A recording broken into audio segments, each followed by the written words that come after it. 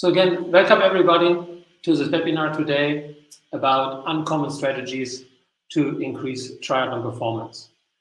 There are many strategies or many methods we could have chosen here. I opted today for primarily three. One of it you could apply, or one of it applies across all disciplines, but let's maybe get right into that. So the idea of this topic actually has maybe a little personal background, because I actually had a thought for myself if I should pick up triathlon again. I did triathlon like more than 20, 25 years ago. And because I have so limited time to do it, and that's my excuse why I never did it actually, pick it up again. I have so limited time to do it, I thought about, okay, what could I do to get the most performance gains in my very limited time? And some of the stuff is quite obvious, and some of the stuff is maybe not so obvious and maybe new to you, and that's what I'm going to talk about. And I looked at, by doing so, I looked at different methodologies and different phenomena and learnings from other sports and from elite sports, from elite athletes and from other sports outside of triathlon. Okay, so what we're going to talk about primarily today is the idea to work smart instead of work hard. Okay, and I use this image here because that is pretty representative, because what you can see here is somebody pushing a ball compared to somebody pushing boxes. And obviously pushing a ball is much easier because it has less drag. In this case, mostly friction drag, I assume. So that is part of the presentation and actually leads us to the first discipline, which is obviously swimming. And swimming, it might sound very stupid simple, has a specificity that it takes place in the water. Okay, wow, that's great news here. However, the big difference with doing exercising or movement in the water is that the density of water, depending on different variables, is approximately 880 to 900 times higher than it is in air, or the density of air.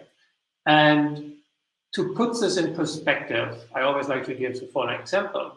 If you assume you have an approximately example, let's say an example male triathlete, sorry for the females, I'm choosing the male example, 75 kilograms, 180 centimeters tall, sitting on his aero bike, in an okay aero position with, let's say, some training equipment, putting out 200 watts. This will buy him a speed of approximately 30 kilometers per hour, let's say an average. I know it's wind and road surface and up and down, but on a flat road with no wind, that's approximately where you would end up typically. 30 kilometers per hour, 200 watts, if you think about it, typical maybe long, slow distance training numbers. If the same triathlete would try to do the very same speed underwater, it would be somewhere in the ballpark of 35,000, 38,000 watts. So tremendous amount of power output, right? And I choose this picture here because you can try it yourself. You can, the next holiday, go to the beach and try to stand in the waves, and you will experience how much force there is, right? How much power you can save these waves, how much force there is. You can also do it in your next swimming exercises. Just try to move your hands through air at a certain speed and try to do the same speed of your hand moving through water. How does it feel like? Okay. Stupid simple, and a more scientific way, if you look at what we call swimming economy, so energy demand in swimming versus speed.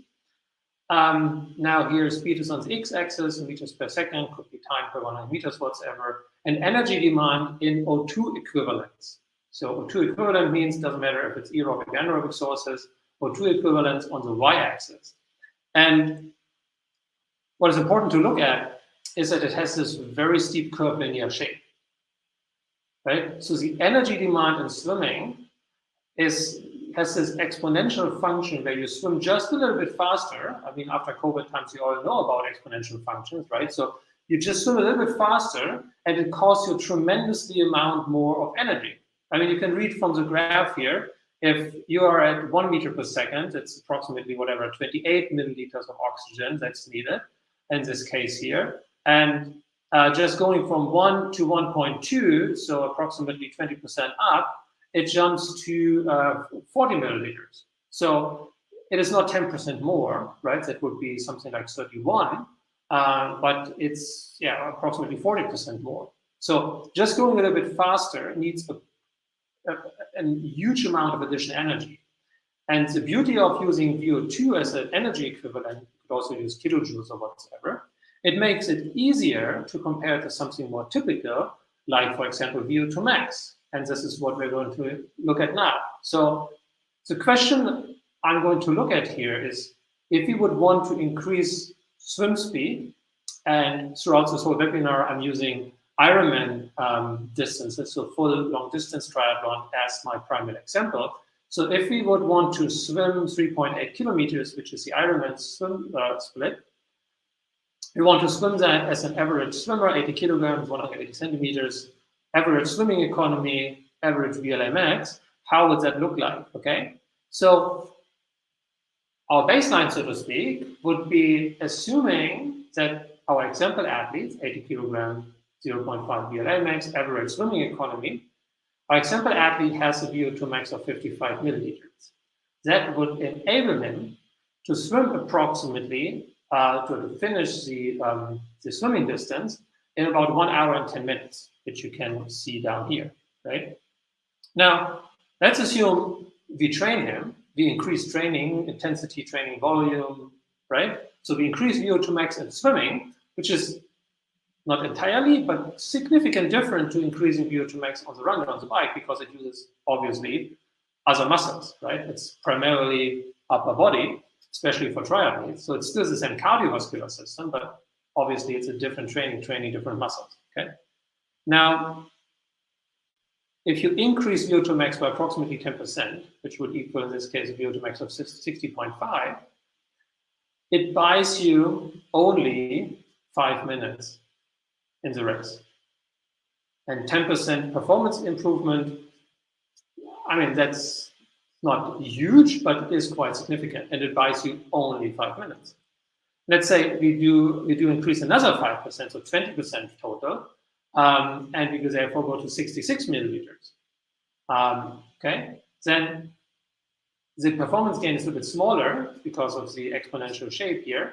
It is only another 4 minutes.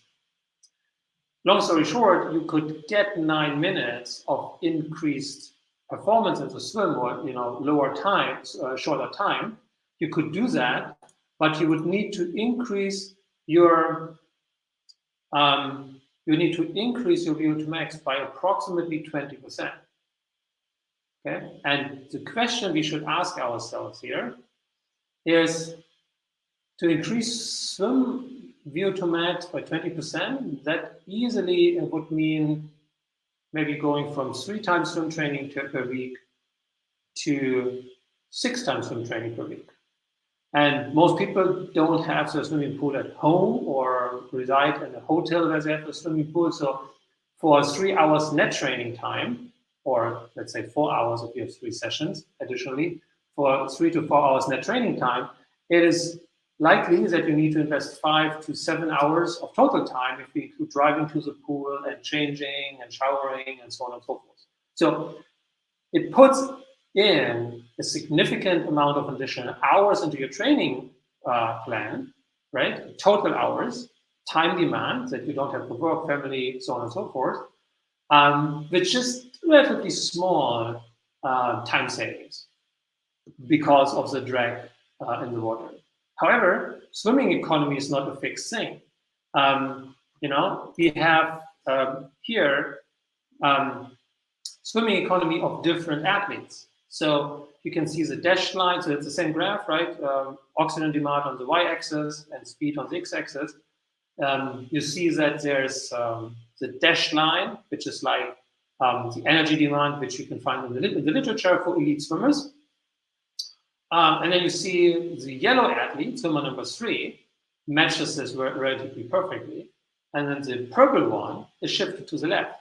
And that's quite significant, right? If you, for example, concentrate of a VO2 of 50 milliliters, the purple swimmer only swims 1.2 meters per second, the yellow one 1.3, and the blue one 1.45.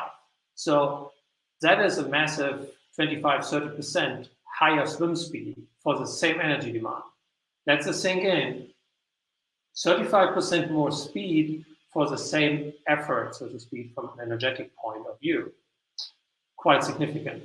So this is the magnitude, so to speak, of changes you can expect, right? Good thing is, it is relatively easy to measure. We have a whole webinar about this, so I'm not going into all detail. I'm just going to show you briefly how it works. The, let's say, accepted or commonly used method is something which is called backward extrapolation, where you put on the mass, you put on the VO2 analyzer, for example, like the VO2 master, which is shown here more or less on the image. You put on the mass, you put on the VO2 analyzers immediately after the effort, and this decrease in VO2, shown on the right image and represented also with this red dotted line, you can then use the decrease of VO2 to understand what was the oxygen uptake in steady state, meaning during the swimming effort. And this is normally how it's done. So you don't need a flume, you don't need a snorkel or some special equipment. You can just use your normal VO2 analyzer, like you have, for bike or run testing, take it to the poolside and do this kind of analysis. And why you should be doing it, hopefully I already showed a little bit, because it is the main the main drag, the main resistance you have to overcome in the swimming, and the biggest room, it offers the biggest room for improvement. How a protocol looks like, just very quick, and then we really go more to the application side of it. You would normally do 3 to 4 different distances. For example, very low speed, like training speed, race speed, and above race speed. If you want to make it into a full metabolic profile, you would add one shorter all-out effort, and then you just need to measure the time. You could measure the heart rate. Distance is given, right? Because you do it in the pool most likely. You can also do it outside. Then you have to measure the distance with GPS. I would recommend pool, maybe because then it's more accurate with the distance, right? Swimming outside in the open water with the GPS is not super accurate.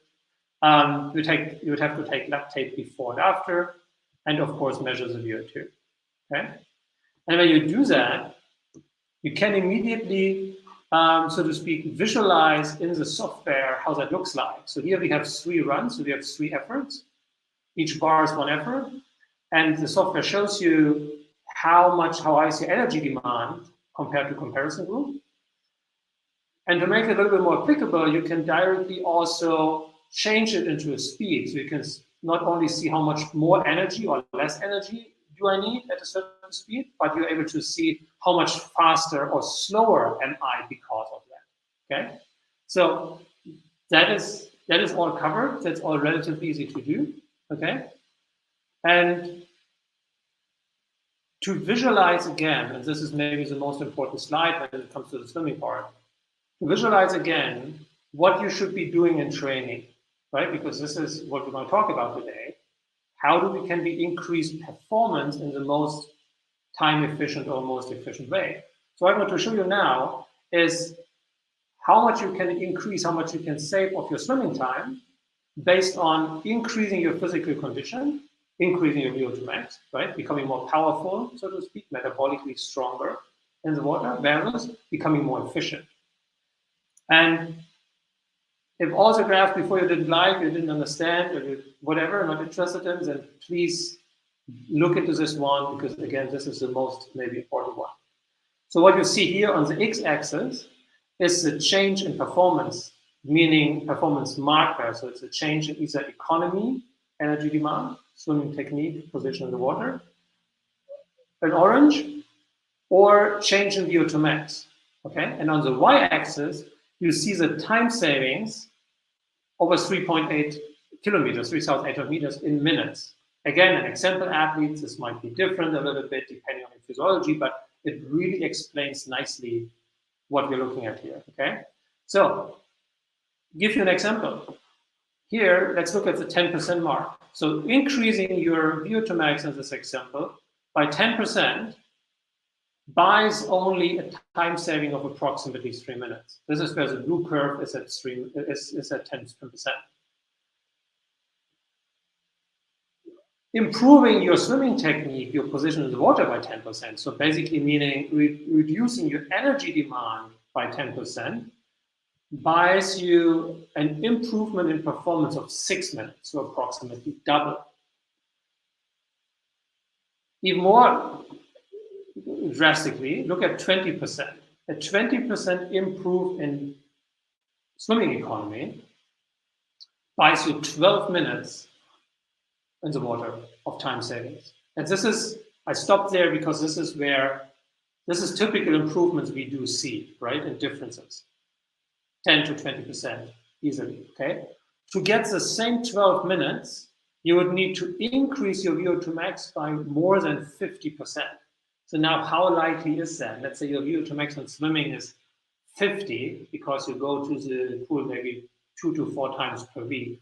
How likely is it that you are able to increase it up to 75?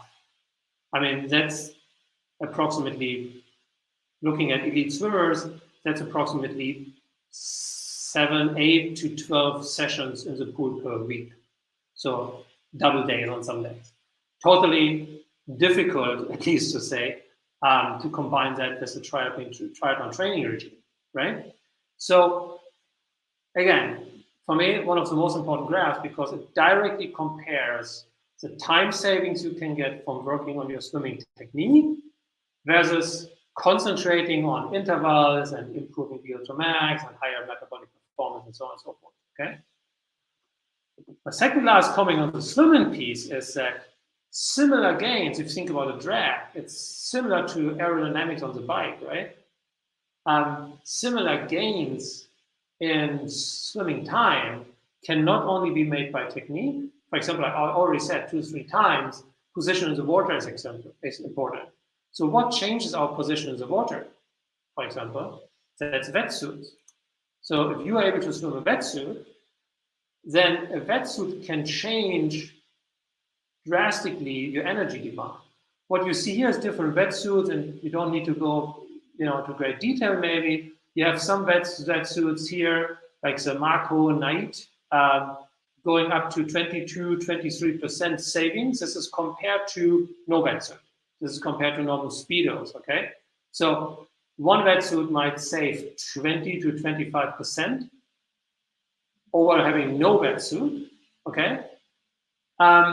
And then some other ones who are actually, by the way, the same price or even more expensive, only save 5% or maybe 10%. So what you see here is that in general, wetsuit is faster, right? And most wetsuit will buy you performance gains of 5 to 10% of energy savings, but there are some that can easily buy you 15 or 20% or even more. And it's a little bit similar to aero helmet, for example, on the bike, right? There are some helmets which work better on some subjects, on some athletes, but in general, if you have a good helmet, it's a good helmet on most athletes, okay? And that's similar in the wetsuits here, right? There are some wetsuits which work better in general, but some models may specifically work extremely good or not as good on some athletes. I said before I'm going to answer questions at the end, but I need to comment something as far as Sultan just commented here. Economy improved by simply training while doing the same stuff over and over again.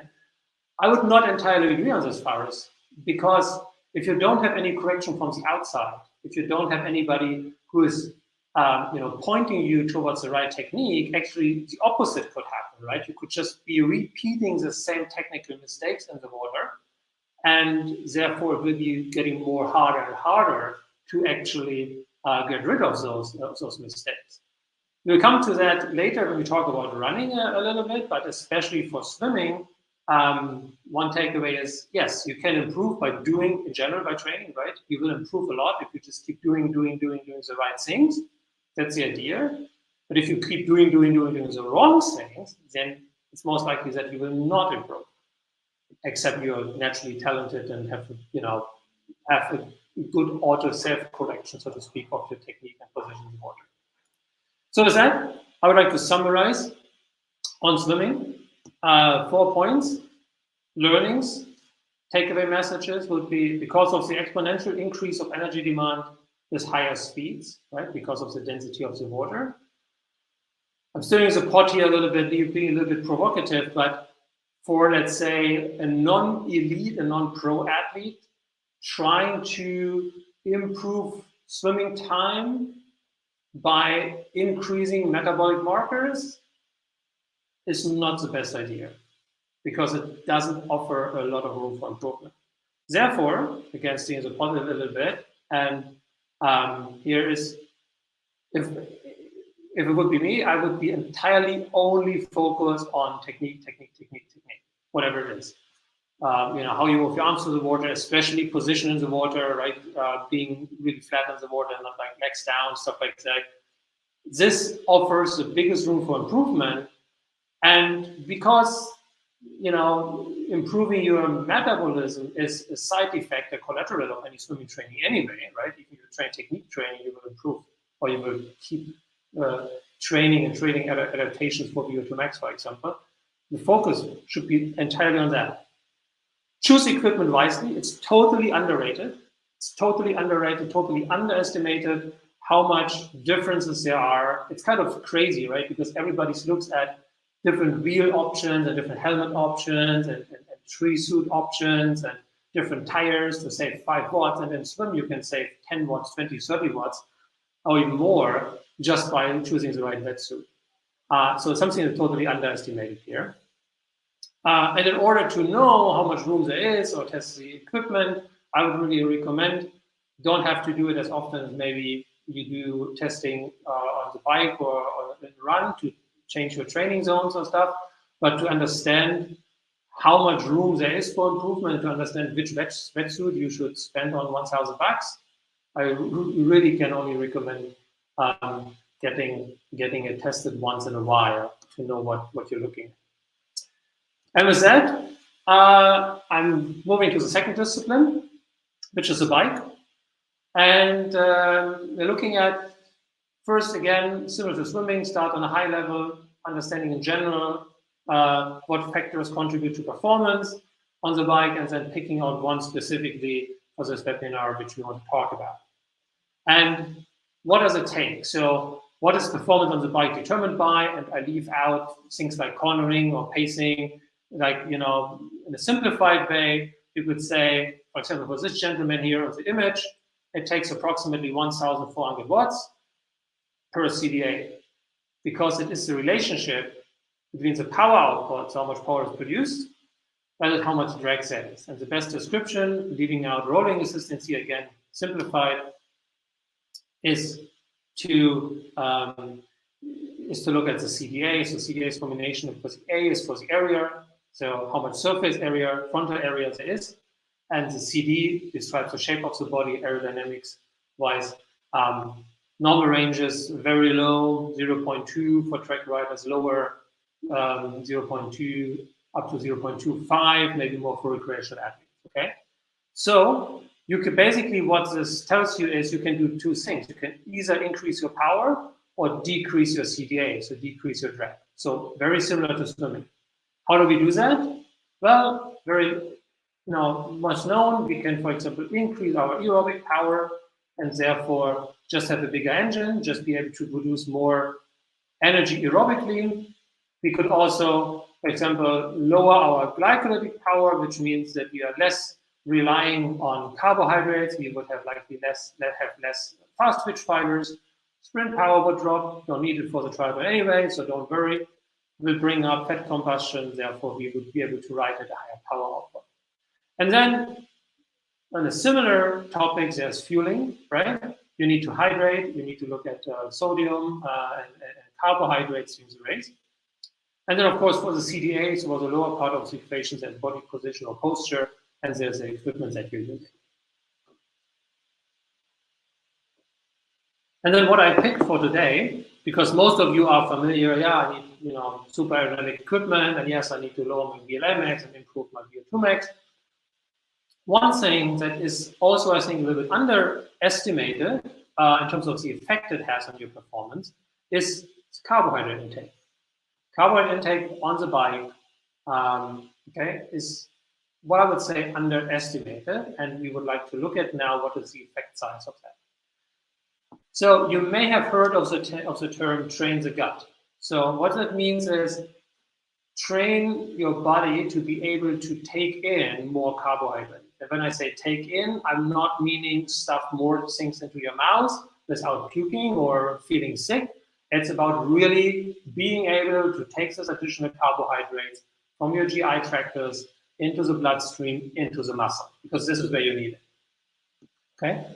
And the bottleneck here, or one limiting factor, is a molecule which is called glycogen, which you may have heard of. It looks like that. This funny colored structure in the middle is a protein, and then you have like starch, so basically carbohydrate on the outside. And when you're loaded with glycogen, it looks like this, and when you are using glycogen, it gets smaller. Okay?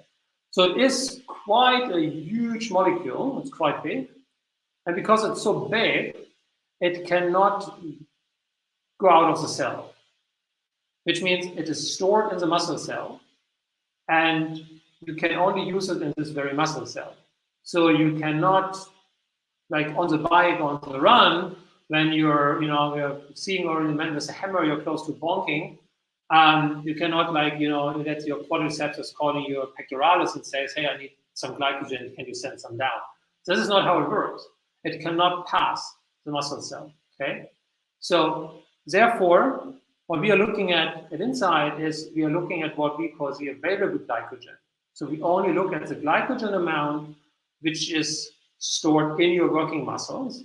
And again, with triathletes, the swim is primarily covered by upper body muscles. Therefore, for the bike and the run, we can basically, simplified speaking, and this is what we're going to this webinar today, simplified, look at the glycogen and distributed between swim and bike, between bike and run. Sorry. Okay, and for the sake of simplicity, it's not saying that this is the best solution. Some people might be better off with a different ratio, but for today, we are going to use this 460 grams as an example in the next slide, and we assume we divided approximately half, 220 grams on the bike and 220 grams on the run. And now some of you will say, okay, the Sebastian guy is not able to do simple math here because 220 and 220 is not 259. This is because you need to have some security buffer, right? You need to have some glycogen, so to speak, left in the calculation, because on race day it might differ, and it differ a little bit with the carbohydrate intake, and maybe there's inaccuracy in the estimation. So when you do what we do now, you plan your fueling and pacing, or you do look at how much glycogen can I utilize on the bike, how much do I need to left over for the run. You never calculate with 100%. Okay, you calculate at the first place even more conservative. You would maybe calculate with 400 grams here. This is also what I did with Cameron, for example. We started conservative. We started calculating using 85% of glycogen, and then from race to race, we increased to 90-95% as we felt more secure. Okay, so this is why I don't come up to 100%, and this you shouldn't either. Okay, to start with, 220 grams on the bike, 220 grams on the run. This is what we're going to use. So what I'm saying is, glycogen is precious. You cannot refill glycogen during the race. So we need to look at how much of this 460 grams or 440 that we actually want to use do we spend on the bike, how much do we spend in the running shoes, okay? And that's what we're going to do now. And again, step by step, here is what it does, okay? Or here's what it looks like. So we are going to look at your bike split, or an example bike split, I used an example athlete again. I think CDA 0.23, 75 kilograms, and then 70 kilograms. You will see now. Yeah, 75 kilograms VO2 max 65. Okay. Let me walk you through the graph, okay? Step by step. On the x-axis, you see the bike split time, okay? 180 kilometers, bike split in minutes. So 5 hours is 300 minutes. 330 minutes is 5.5 hours, okay? And what we're looking at here is the bike split on the x-axis again, and how much glycogen will we have used, okay, on the y-axis. And then the different lines is for different nutritions on the bike, okay? Blue one is fueling only 40 grams. The orange one is fueling 60 grams per hour. The gray one is 80 grams per hour, and the yellow one is 100 grams per hour, okay? And what we just said in the previous slide is we want to draw the line at 220 grams. We only want to use 220 grams on the bike because we want to use the rest on the run in order not to bulk, okay? So what we can see, for this athlete, this is CDA and this VO2 max, and I choose that because it's kind of representative for age group athletes, right? With this athlete, if he only fuels 40 grams per hour and he really wants to preserve half of his glycogen for the run, because he still needs to run a marathon, then obviously this 40 grams per hour is not doable in something less than 6 hours. It's just not possible, okay? With 60 grams fueling per hour on the bike, it becomes possible. Okay, 60 grams per hour will be approximately 5.5 hours for this athlete. Okay, but, and then this is what we're going to use as a reference here. Okay, but if the athlete would be able to not fuel 60 grams, but 80 grams per hour, so 20 grams more, he would save 12 minutes.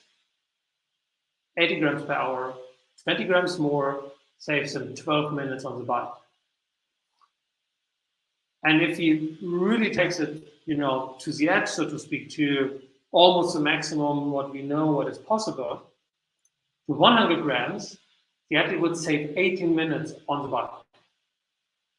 Okay? And to put this in perspective, this is approximately an equivalent to increasing VO2 max by 12.5%, let's say somewhere between 10 and 15%, or in 30 watts in aero savings.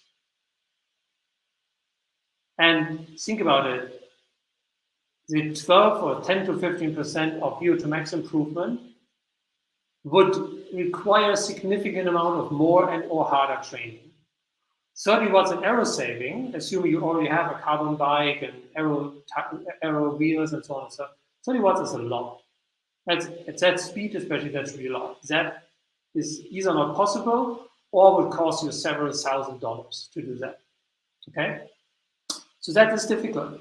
But just by being able to eat more and take this more fuel down to the muscles, you get the same time savings. No additional training time required, no additional money spent on equipment, okay? And again, also here, there's a solution to do that. You can basically figure that out. Short videos, you can create like these, event names in the software, then give it a duration. And then there's another tweak to it, which is important when it comes to training, because we can decide what is a diet, high carbohydrate, medium carbohydrate, low carb diet, how much glycogen reserve you want to have, and how you want to fuel. And then we can basically automatically calculate what would be the power output, okay, to deplete, in this case here, 50% of the glycogen stores, right? In our case before, it would maybe be better to have like 40% or whatsoever.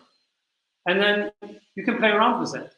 You can change, for example, the diet, right? You can say, my general diet, not during the train, not during the race, the general diet is high or low carbohydrates.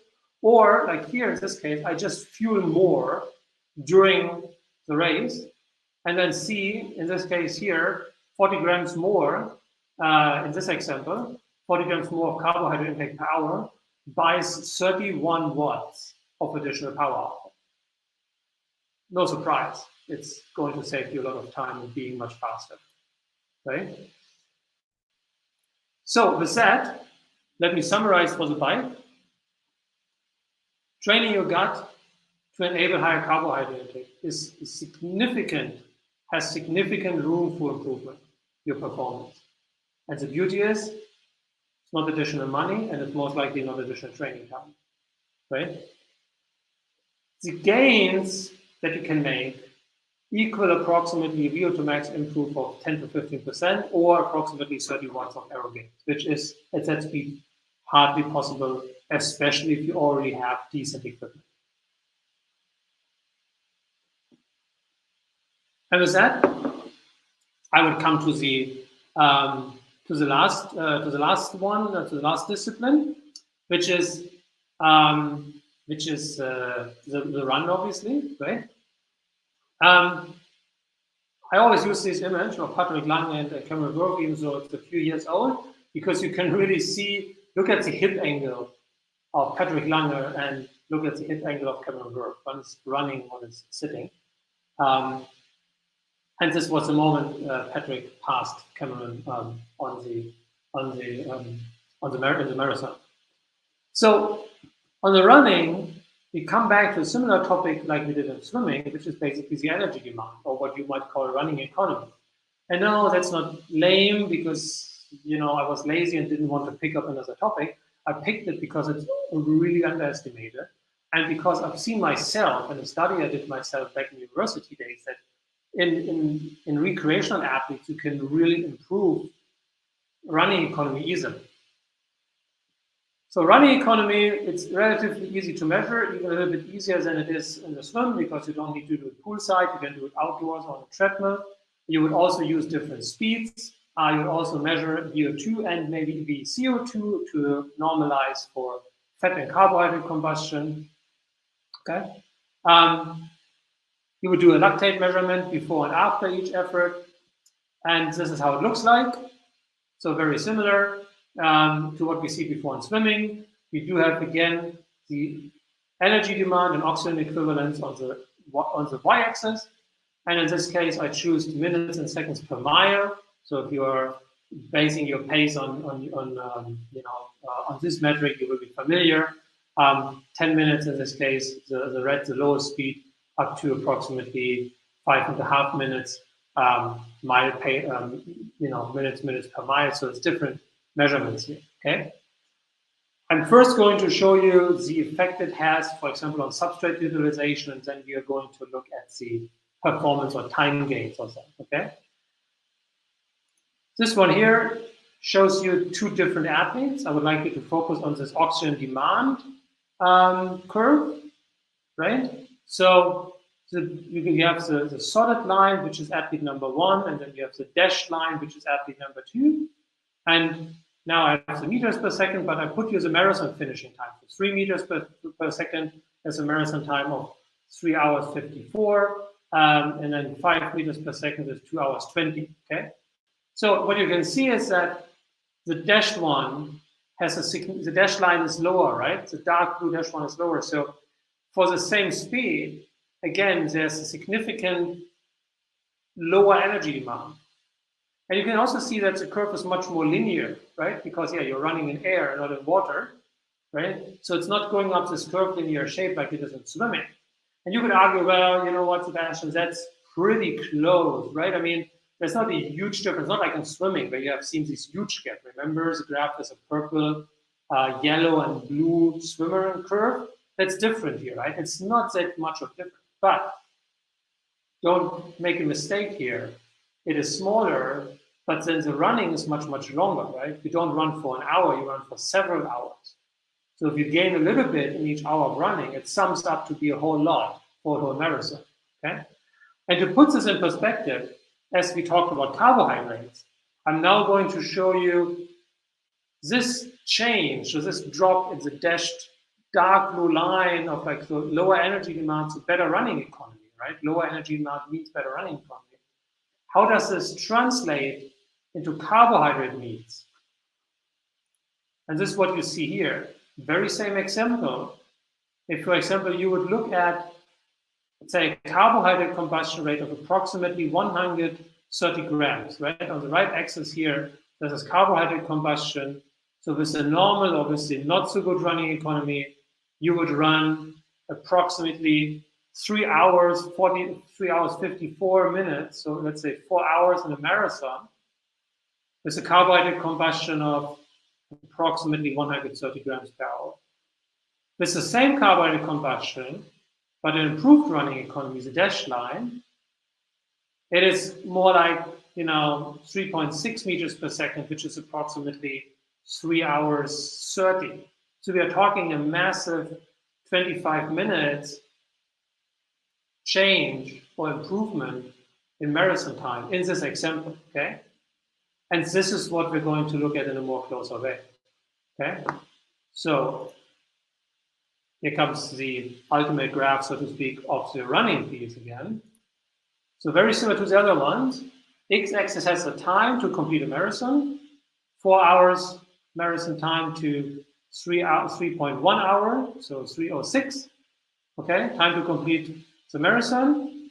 And then here you have, again, similar to the bike, you have the muscle glycogen. So remember we said, we assume in our example here today, the athlete is 460 grams. We want to use 220 on the bike, we want to use 220 on the run. So therefore, 220 grams is our magic number, okay? And now you have 3 different curves: a poor running economy, which is blue, a mediocre running economy, which is red, and a good running economy, which is green, okay? So what you can see is that with the poor running economy, and this is, by the way, I've done this, by the way, with 50 grams of carbohydrate fueling per hour.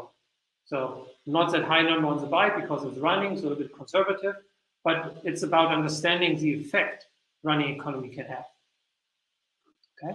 So with a poor running economy, with that fueling, it's not possible to run sub 4 hours. Sub 4 hours with a poor running economy, this is whatever, 65 or VO2 max, 50 grams of carbohydrate fueling. It's a little bit longer than 4 hours. But if the running economy is just average, so to speak, it is already 21 minutes faster if you assume like 4 hours to be the time here, right? It's a little bit more, but for simplification. So improving running economy in here would already save 21 minutes. And I know it sounds tremendously a lot, but believe me, I've done it. I've seen it myself so many times. I had my own human performance lab, coached, recreational amateur marathon runners and triathletes. It is really one-to-one. You can see in the running economy, 10% improvement. You can calculate the marathon time very accurately. This is really the magnitude of improvement we are talking about.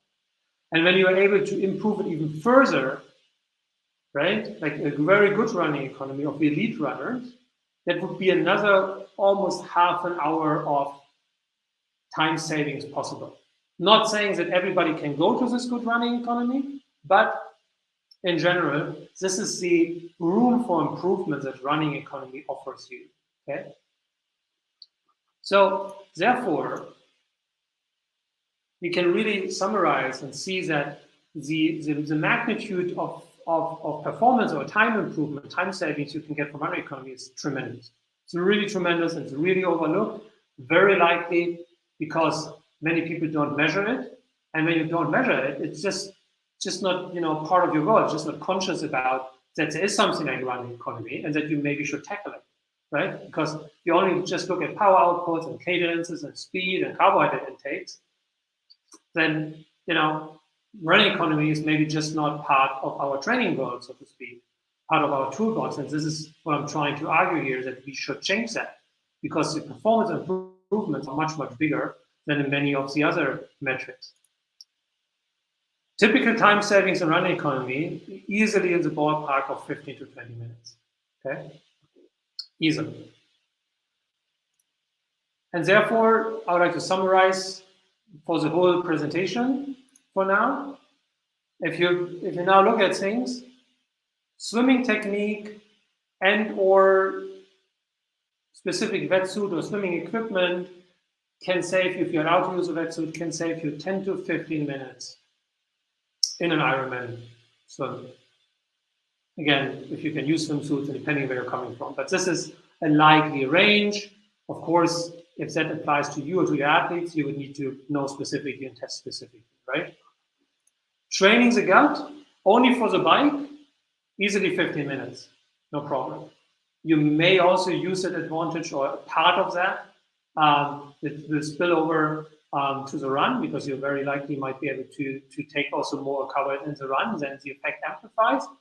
But in general, easily 50 minutes.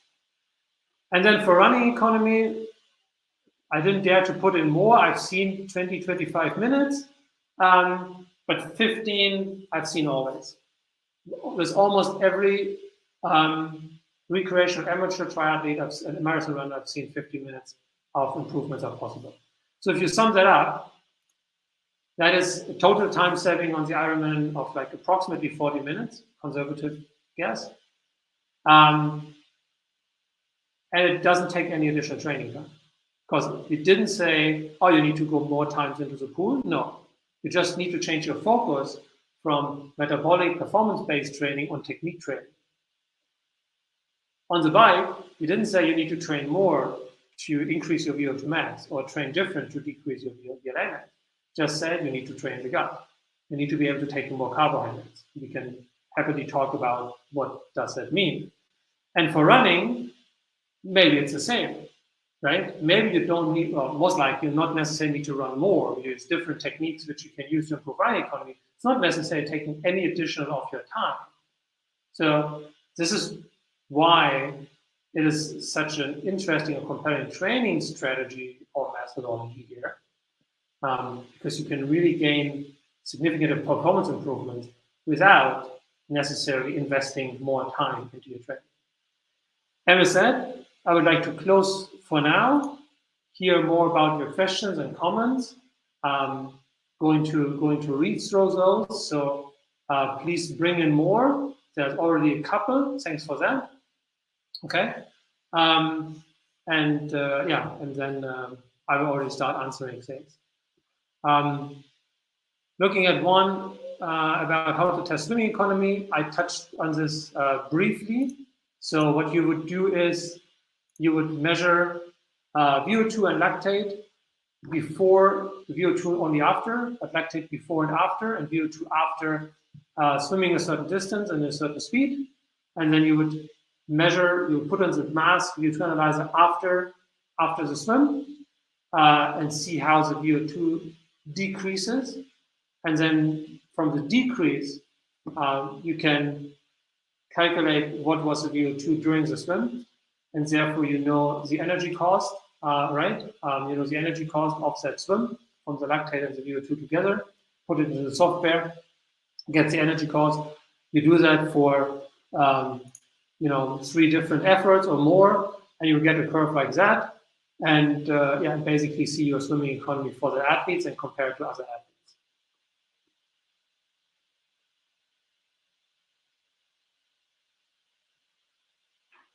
Okay, so we had 2 questions about swimming economy. So I hopefully answered Maria's one as well. Kobus is asking the 30 watt saving on the bike per hour, which I took as a comparison, right?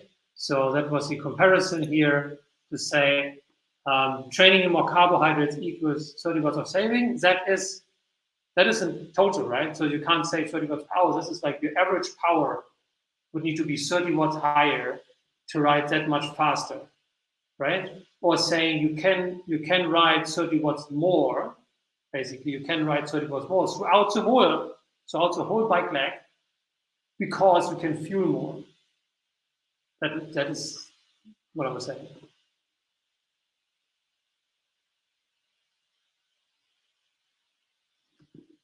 Jack van Dijk, excellent question. Most effective way to improve running economy. I hope for that, Jack. So thanks for that. I prepared a slide for that. tips, the 4 tips how to improve running economy. So one thing that has been very successful with some professional marathon runners, and I think it didn't really trickle down to the amateur recreational level or to the broader mass, so to speak, is including micro sprints, not all out, sub-maximal micro sprints into your easy long slow distance running, 30 to 50 meters with a high cadence. Just speed up, can be randomly, can be planned, really, really high leg speed, high cadence, and just some sprints, some micro sprints into the easier training. Then some weight or gym training. This is the only thing that actually might add some additional training time, depending on how you're doing.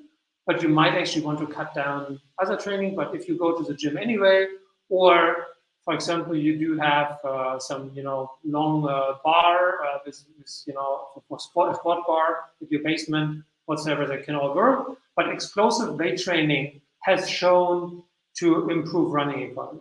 Okay, one of the most important ones, but something you really have to take easy. You step it up easy. Is plyometrics, so jumps, counter movement jumps, reactive jumps, all kinds of jumps, especially counter movement. Jumping in training, and this can be easily incorporated, right? It can be easily incorporated into your normal run training. Just go out running in the woods. There's maybe a bench or whatever, and just use that for jumps, right? You want to start small because you can easily hurt yourself, become injured, and then you can increase it, and it is really, really good for running economy. And then the other thing, which is all pointing towards the same mechanism, by the way, would be high intensive training. So if you do that, I'm not saying that maybe the right thing to do as an Ironman, or depending on where you are in training and what you want to do, but high intensive training also shown to improve running economy. The training period you need to do, I put 6 to 12 weeks. Basically, because you could see some improvements already after 6 weeks, but it really depends. If you just start with plyometrics, again, be very careful. It's very easy to get hurt, get injured. Then you need to start easy, low volume, not a high jump height, and then until you work your way up to higher heights and more repetitions. It's maybe more 12 weeks. So something in this ballpark. I'm going to take the same from William. Best technique to training the gut. Training the gut, also 4 tips.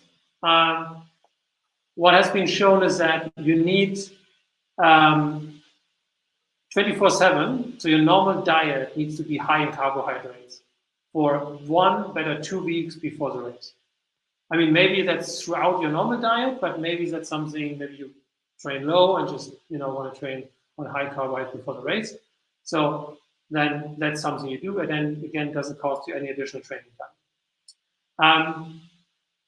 Then you need to make sure that the race fueling that you use is a mix of different carbohydrate sources. So not only glucose, but different chain lengths, different kinds of maltodextrins, and maybe a mix of glucose and fructose, because this is the only way that you get in more than 60 grams per hour, right? That's the only way how you can transport more than 60 grams into the bloodstream. And then 3 and 4 is maybe the most important ones, which I don't know, but my impression is that it's just totally underestimated. You need to try that. Try different nutrition products. That's 3. And 4, try to increase energy intake in training. You just simply cannot train low all the time. You need to try that several times in race simulating intensities, in maybe even race or maybe some longer efforts. So you need to test first, number 3. You first need to test the kind of product you want to use, and then you need to test it. Can you digest it in those amounts at those intensities, right? And this might easily 10 weeks, but however, you can just integrate it into your normal training, right? You don't need anything else for that.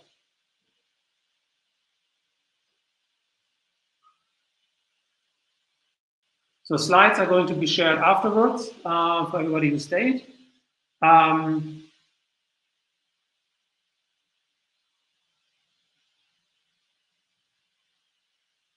So Ingo is asking for running economy exercises. We touched on that. How old was the wetsuit comparison? The wetsuit comparison here is maybe 2 or 3 years old. I'm not 100% sure.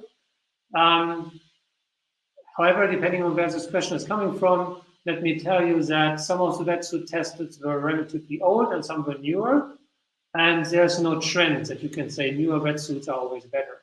It's even the case that within the same brand, we've seen that sometimes within the same brand, the most expensive wetsuit is not as good as the next lower one, which maybe costs half. So we have seen wetsuits which cost whatever $1,200, which are outperformed by wetsuits which are 600 or something. Many questions. I'm afraid I cannot answer all of them, but I'm going to read and pick more.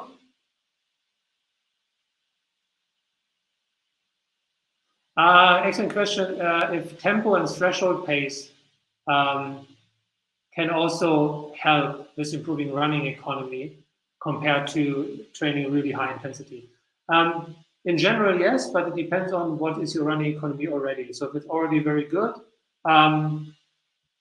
then maybe that doesn't help. If your running economy is not so good, then also threshold stuff would work. But in this case, I would really tend to look at, again, these micro intervals, micro sprints, and the jumping exercises. David is asking, in cycling, 120 grams of carbohydrate per hour is becoming standard. What is the effect on lactate? More carbohydrates, higher lactate? In general, yes, but it means, the question is what means higher lactate? If you have higher carbohydrate, you will see a little bit higher lactate concentrations, which is not a problem because it just means that you use more carbohydrates. I mean, that's where it's coming from. And what it does also, it just solves for the issue that, during long steady state exercise, the lactate concentration actually decreasing, right? So what's happening if you just go out ride for several hours and don't take any carbohydrates? The reason why the fat combustion is going up, which you might have heard of from hour to hour, is that because the carbohydrate is going down, carbohydrate combustion, and therefore lactate level is decreasing. So with keeping high carbohydrate intake, you can avoid that effect. Fat combustion is there a bit lower, but you're able to burn more carbohydrates.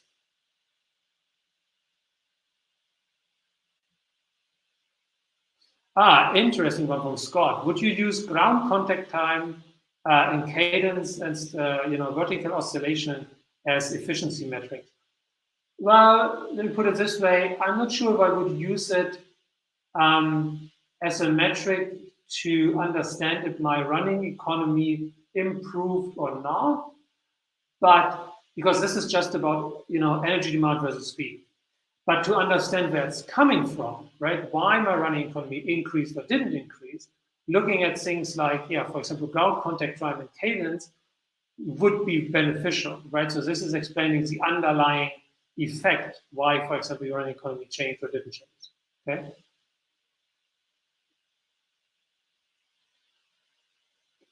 Do you class running economy as improved technique, including looking at shoe choice? So shoe choice for sure, right? That's the whole point. It decreases energy demand. So good point. I should have mentioned it.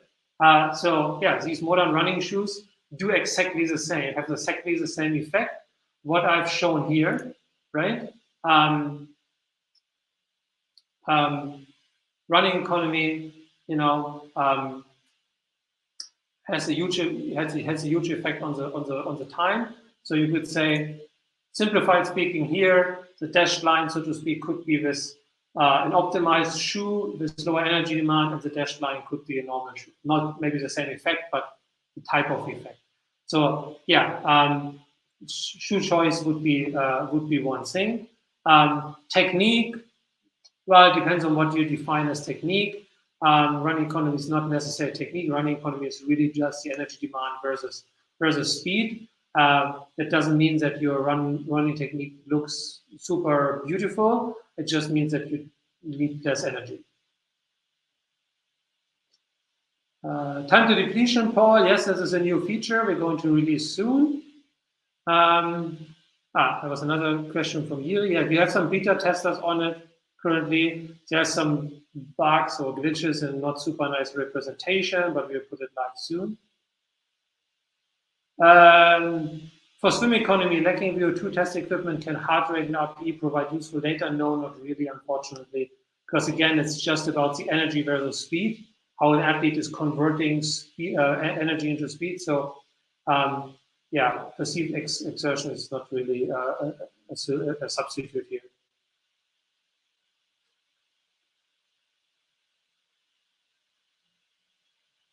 Training the gut and consuming 80 grams of carbohydrates per hour is some contrast with fat utilization.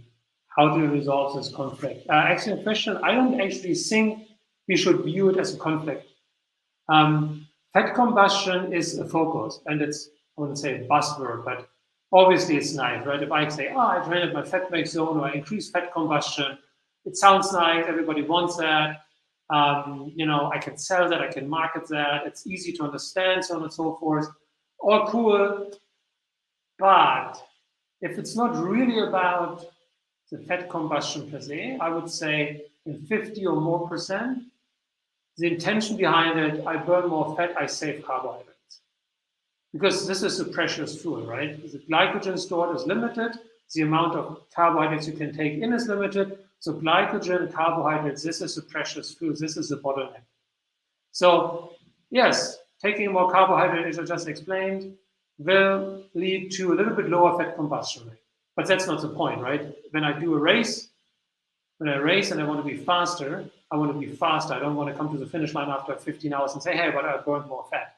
So I would not focus on that, honestly.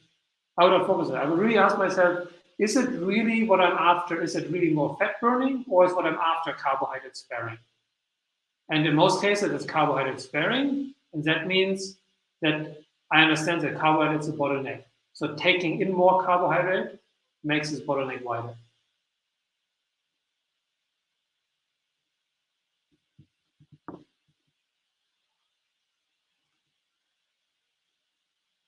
I'm reading more questions. Thanks, so many great questions. Trying to cover most of them. So I answered about the time to depletion thing. Consider power and drag on the bike. What about body weight? Yeah, so there's a question here. I've considered power and drag on the bike. What's about body weight? Losing some weight alone might as well save some time not only on the bike but on the run. As a rule of thumb, can we say that if an athlete is 70 kilograms or 85 kilograms, you should consume more or less carbohydrate? So there's two questions here for me. One is the body weight per se. Yes, of course, if you carry less weight, especially on the run, you will be faster. But this is obviously not what I covered here in the presentation, because it's somewhat known, I would say, and also it's somewhat more difficult, right? I mean, yes, going from 70 kilograms to 69 or 68, maybe no problem. Going from 85 to 70, almost impossible. The other part of the question, if there's a difference really in carbohydrate intake for 70 kilogram to 85 kilogram, well, no, not all literature supports that. I mean, it seems to be obvious or logical, but there's not good data, as far as I know, that supports that just because you're heavy, you can take in more carbohydrate. Maybe a little bit, but not really a significant amount. All these running economics, this sounds like if they would increase VLMX. Excellent question, Shem. I was almost waiting for it. Yes, because I stated that you want to do plyometrics and weight training and so on and so forth. Not necessarily, though. Yes, HIIT training, as I mentioned, can be difficult, but the rest of it, micro sprints, 30 meters is so short, you're not doing a lot of lactate production. Weight and gym training could be potentially increasing VLMX training, but depending on how you do it, it doesn't.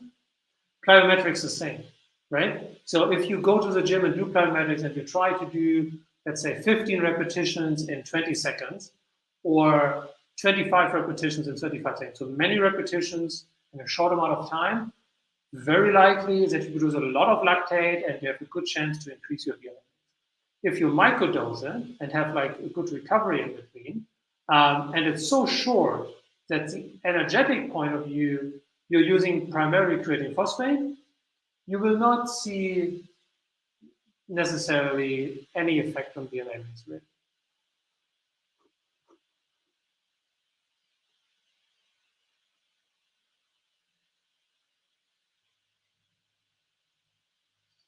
Excellent question from Paul. It goes to in cycling and running performance impacted by glycogen levels that become low, but not completely depleted during an event training. In other words, can some cells become depleted while other cells still have glycogen to use? Yes, but this is not then just lowering the output. No. So what happens is muscle cells that become glycogen depleted get less recruited. So then the muscle shifts to the ones that have more glycogen. Okay, David's question about VLMX, I think I've answered. There's a small evidence that a small amount of protein before a workout helps starting up recovery. Would you advise that as well? Depends on the protein and depends on the type of workout, I'd say. But in general, yes, protein helps with recovery. It's about how fast does it get into the system after the training. So therefore, you could take it before the training. However, if the training is 6 hours long, there's really no point. Let's say, take it, depending on how easy it is to digest, takes the protein 60 to 30 minutes before the end of the training. So if you're 1 hour training, then you can take it just before. If you are 5 hours on the bike, take it half an hour before the end of the training. That's actually what we did in professional cycling in the training camps. We would hand out little protein doses in training camps, half an hour, 45 minutes before the end of the training. So, oh man, there's more questions coming in. Pizza on the bike, that's a good idea, Linnea, thanks. Better liquid or salt carbohydrates? Well, you can put your pizza in the blender, that's no problem. Whatever you like.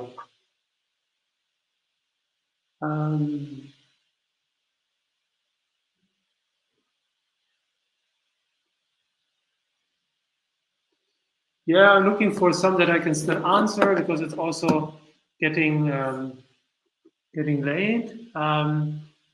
Do expensive running shoes really make better running economy? Well, I'm not sure about the price, but there is something. With set shoes that saves energy. Can you measure running economy with metrics from a power meter? Doesn't look like. In our data, we don't see any power meters that can measure running economy, and latest peer-reviewed papers support that. There's papers that on purpose manipulated running economy, so energy demand to be higher, and running power meters are not able to fetch that. So I would doubt that a running power meter can fetch running economy based on everything I know.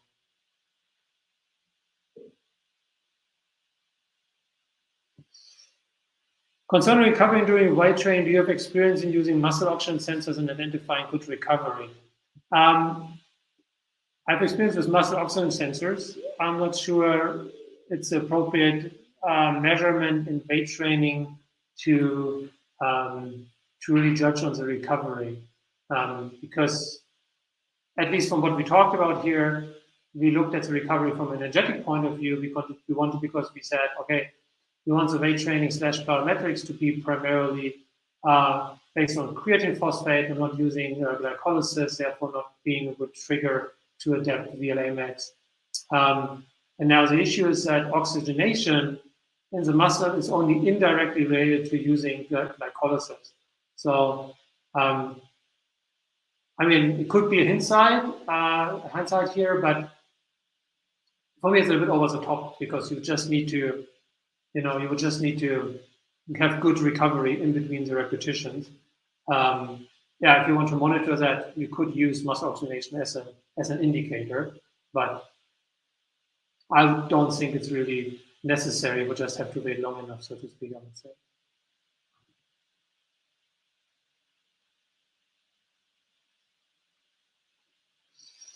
Okay, last one maybe from Simon is asking, when consuming fructose, to my knowledge, produces lactate at the gut and lactate inhibited lipid lipolysis, so fat combustion. So in training, would it make sense to consume more glucose and to keep the mix for racing? Well, no, I would say. First, fat combustion in the gut is not of our interest. We only care about fat and carbon combustion in the working muscles because, again, this is where the glycogen is stored and this is where the work is done.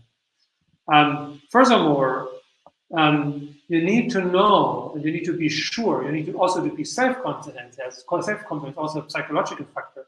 You need to be self-confident about the nutrition that you have, okay? And therefore you need to test it. And especially fructose, which can be hard on the gut, you need to test it in training. And there's no other way around it. And so, yeah, that's, maybe your fat combustion in training is then a little bit lower. Okay, so what? Let it be. The performance gains from training in the gut totally outperforms this effect. Okay.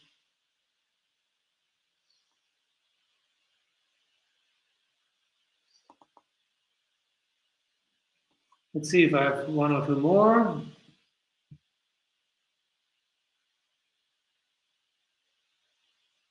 So Gerald is asking how much carbohydrate do you lose in the half distance or long distance swimming if you don't have to subtract that from the stores.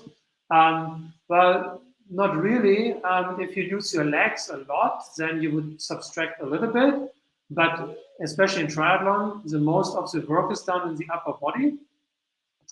And yeah, glycogen doesn't leave the muscle cell. So for the bike and the run, you're only interested in the glycogen stored in the legs, or primarily there. So this is what you therefore would like to focus on. You could factor in a little bit from the swim, but then, yeah, if you take a gel before the swim, then, from a practical point of view, it equals out each other. Okay, so I hope I answered most of your questions. That was great. Thanks for asking so many questions. If there are more questions, please don't hesitate to send them. If you have more questions, especially about how to measure things or how to apply things, you may also book an appointment with somebody of us to go through the technology or through the methodology, how to do things. Don't hesitate to do that. Yeah, thanks for attending. Everybody have a good evening, good afternoon, good rest of the day. Looking forward to see you in the next webinar.